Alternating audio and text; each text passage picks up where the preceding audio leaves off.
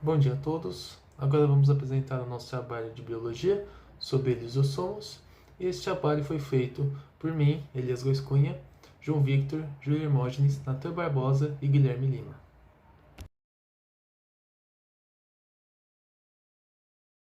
Lissossomo é uma organela celular encontrada em células eucarióticas, que atuam na digestão intracelular, garantindo a degradação de materiais capturados pela célula. Ela é uma organela esférica que tem apenas uma membrana em sua volta e apresenta 40 tipos diferentes de enzimas.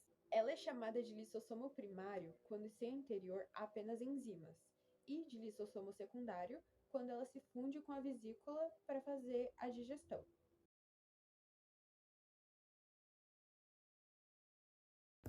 O lisossomos é uma organela rica em enzimas digestivas e tem uma função de realizar a digestão intracelular.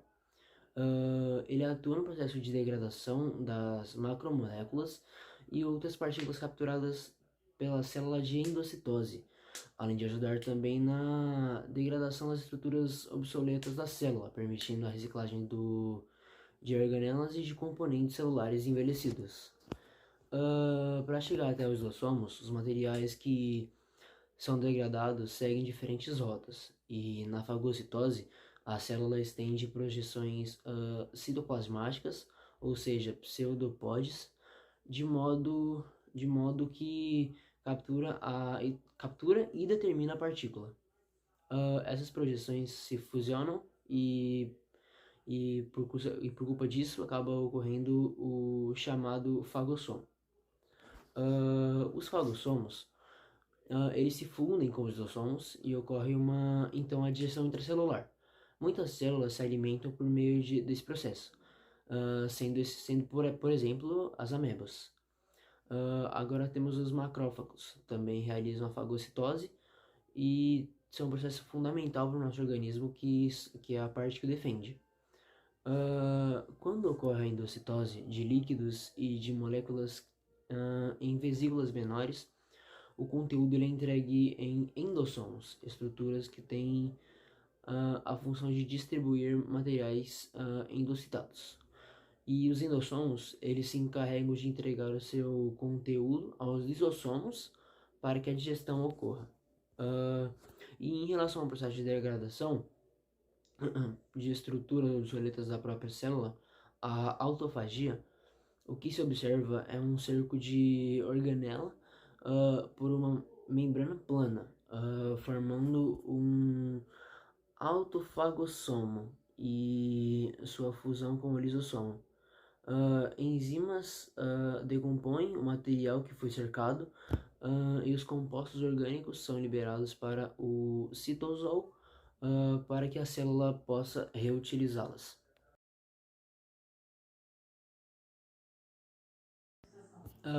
As células contêm o lisossomo. Então, os lisossomos eles são estruturas encontradas apenas em células eucarióticas, estando ausentes, assim como as outras organelas membranosas nas células procarióticas.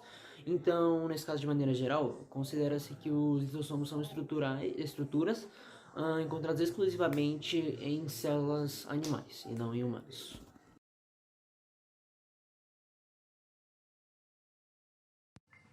A história da descoberta do lissossomo ocorreu por acaso quando um cara chamado Christian de Duve, que era presidente do Laboratório de Química Fisiológica na Universidade Católica de Louvain, na Bélgica, estudava os mecanismos de ação da insulina em células hepatíticas, focando na enzima glicose 6-fosfatase. Ele e sua equipe que estavam desempenhando essa enzima, eles suspeitavam que essa enzima ela tinha um papel importante na regularização de açúcar no sangue.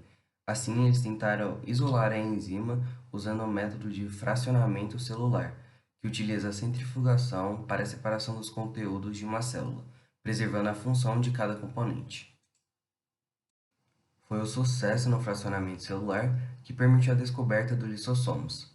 A utilização de uma enzima padrão, ácido fosfatase, permitiu que eles determinassem que a atividade era apenas de 10% do valor esperado. Um dia, foi medidas as atividades enzimáticas das frações segmentadas que haviam sido refrigeradas durante 5 dias. Surpreendentemente, a atividade enzimática daquela primeira amostra havia se normalizado. Depois de repetirem o processo e terem o mesmo resultado, eles chegaram a uma conclusão de que havia uma barreira limitando o acesso da enzima ao seu substrato, e eles chamaram essa barreira de uma bolsa envolta por uma membrana contendo ácido fosfatase.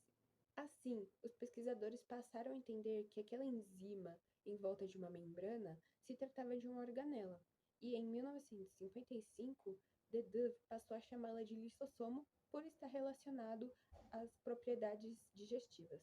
No mesmo ano, Alex Novikov, da Universidade de Vermont, visitou o laboratório de Dove e, pela primeira vez e com sucesso, obteve imagens do microscópio eletrônico da nova organela, utilizando um método chamado coloração de ácido fosfatases. Com esse método, Dove e Novikov confirmaram a localização das enzimas hidrolíticas dos lisossomos e, em 1974, isso rendeu um prêmio Nobel de Medicina a Dove.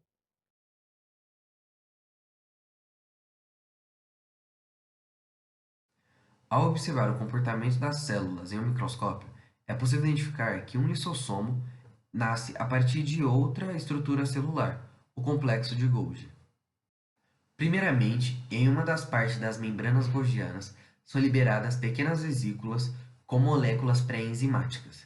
Enquanto passam por toda essa estrutura de Golgi, esses sáculos passam por transformações até que são expelidos do citoplasma. Após isso, vão em direção a outras vesículas maiores formadas anteriormente, assim se fundindo a elas e formando os lisossomos. Uma característica interessante que é arquitetada no processo biológico é que, como as enzimas lisossomais são extremamente ácidas, elas podem acabar causando mal para a própria membrana vesicular. Por isso, existe uma camada de carboidratos que recobre a parte interna de uma membrana lisossomal, o que impede a agressão e digestão dessa estrutura.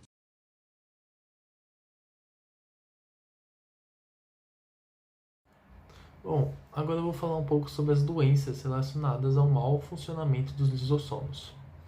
Para quem não sabe, esse mau funcionamento dos lisossomos podem ocasionar doenças muito prejudiciais à nossa saúde. E eu vou citar algumas delas.